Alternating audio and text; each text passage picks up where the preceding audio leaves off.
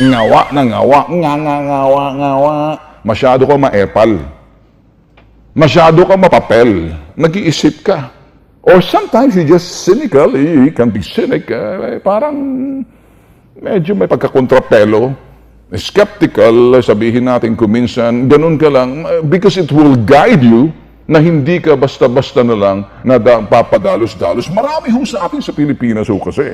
Alam mo, matinding politika sa atin. Kaya ang national pastime ho natin dito, larangan ho ng politika. Ngayon, sabi ko nga, our country is challenged with many problems.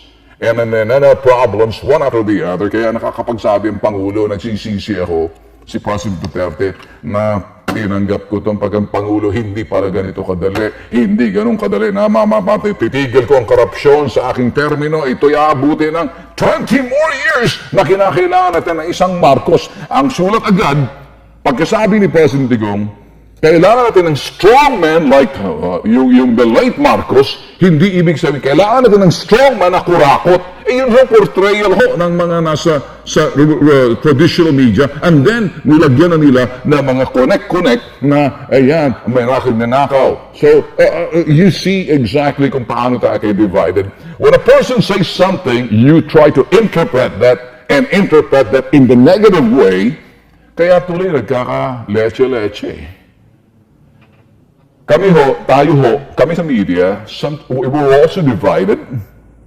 Ay, alam niyo naman ho, may mga dilawan, the yellow bleeding hearts kung tawagin. Meron ho talagang naninindigan. Ako ho, hindi ho ako pwedeng ihanay dyan dahil hindi ho ako balita.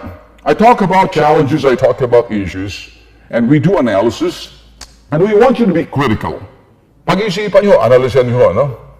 Critical ho siguro kayo sa pag-iisip ninyo. Huwag kayo basta magpapaniwala at mag-isip ho kayo o huwag ho padalos-dalos kasi yung iba, pinagsasamantalahan yung mga taong medyo hindi gaano nakikialam sa issue. Kaya kung wala kang sinasabing pundasyon or kaalaman sa issue, madadala ka sa bokadera ng mga, sabihin na ho natin, mga talagang mga magagaling gumawa. Ngawa. Sa halip na gumawa. Kaya mga boss, eto naman. Kung ikaw naman nasa hanay ng administrasyon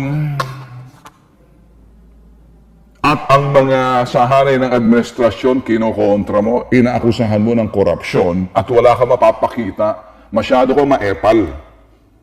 Masyado ka mapapel. Gusto mong ipakita na ikaw ay very powerful, that you can assert, impose, preempt, and not only preempt, put words into the mouth of somebody and even challenge at somebody na sabihin mo yan, na ako'y may sabi, prove to me na hindi ko sinabi yan. Yan ho, si Mon Tulfo, yung langis na kapatid namin. Acting like he is the powerful voice na may impluensya sa palasyo. Hindi ko ho kinahihiya yan. Kami ho mga Tulfo brothers, supporters ho kami. Yes, naniniwala ho kami. Kung ikay supporter, hindi ko ho nililecturan yung aking kapatid na si Mon Tulfo. Always kapag kanyang sinulat sa column, kapag hindi ako, si Rafi, si Wanda, si Erwin. Lagi siyang tama. Nakikita niyo ho ba? Always siya'y maepal.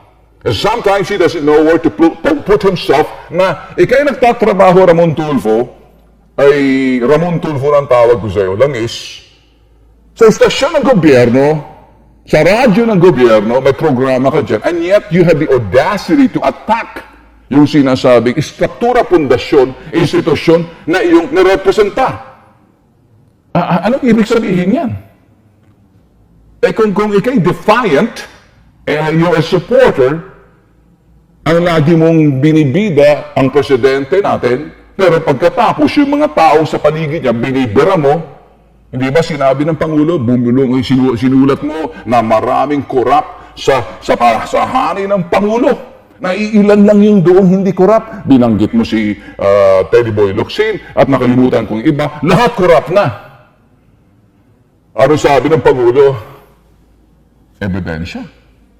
O ngayon, nasaan yung sinasabi mo? Kasi kung minsan kasi pag ikay nauna magsalita, you put words into the mouth.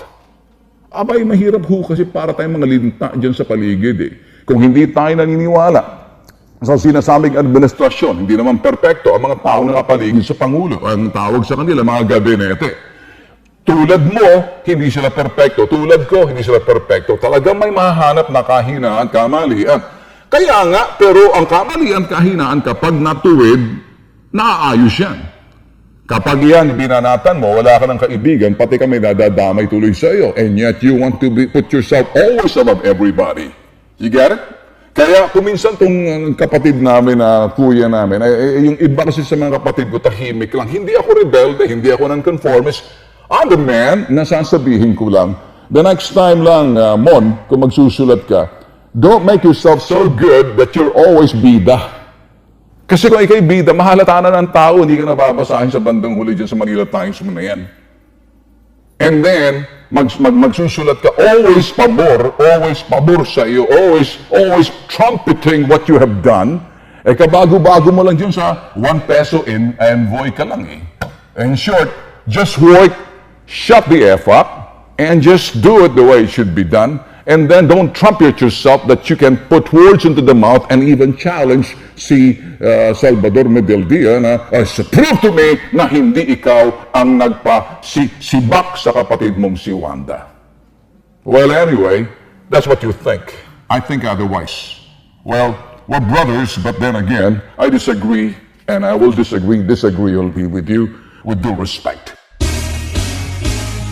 Ngayon, mga boss, magsasalita lang ho ako na medyo, kasi marami ho nagsasabi sa atin na ngayon ako'y natutuwa doon sa mga millennials following us and saying na we're learning some Bible bend. Maraming salamat ay ito na nga hong saysay na ating programa dahil hindi ho tayo balita. Hindi ho tayo bits and pieces. We analyze and sometimes we tell story as it is doon sa mga issues and connect yung mga bagay na dapat natin i-connecta para doon sa kabatiran ng mga nanunood sa atin, whether ikay millennial or sabihin na ho natin Generation X or Boomer. Let me use the word standing on a moral high ground.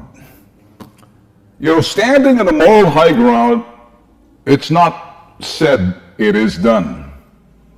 Kung ikay magsasalita na ikay parang nasa itaas ang iyong pamantayan, na ikay malinis, na ikay sabihin na natin moralista, huwag mo sasabihin yan, gawin mo na lang.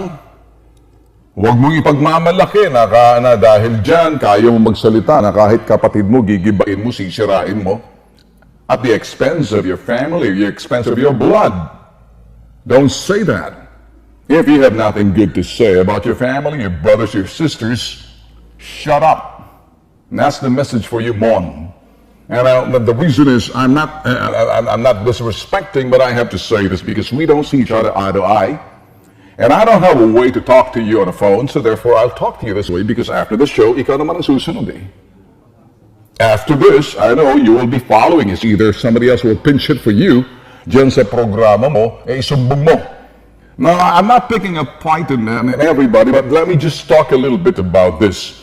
Tayo, kung tayo ho'y kabilang sa hanay ng anumang organisasyon, administrasyon man yan, or korporasyon, or sa gobyerno, huwag mong aakusahan ang sino man sa hanay na sila'y korap, at kung wala kang papatunay na lahat ay korap maliban sa ganito o ganyan, kasi mapapahiya ka dun sa itaas, sasabihin, ebidensya. Ngayon, kung magsasalita ka una, at saka at the same time, kung ang topic mo lagi, puro mga kapatid mo, ginigiba mo para sabihin, ikay malinis, ikay yung sinasabing standing on the moral high ground, stop talking. Just do it. You gotta show it. Walk your talk and walk the walk. That's taking care of business. I am taking care of business to tell you that. Para nang sa gano'n, nagkakaliwanagan ho tayo. If you work for an organization, if you work for the corporation, or you work in any small office, you better trust people who works along, that you're working with. If not, you talk to those people or report that, and you don't have to say it publicly, and because you're now saying, it's my moral responsibility because I stand on the moral high ground, so therefore, but come on, who are you talking? Who are you trying to impress? Eh kung kapatid mo, sabi mo, kaya mo isakripisyo, nothing wrong with that. Nothing wrong with that.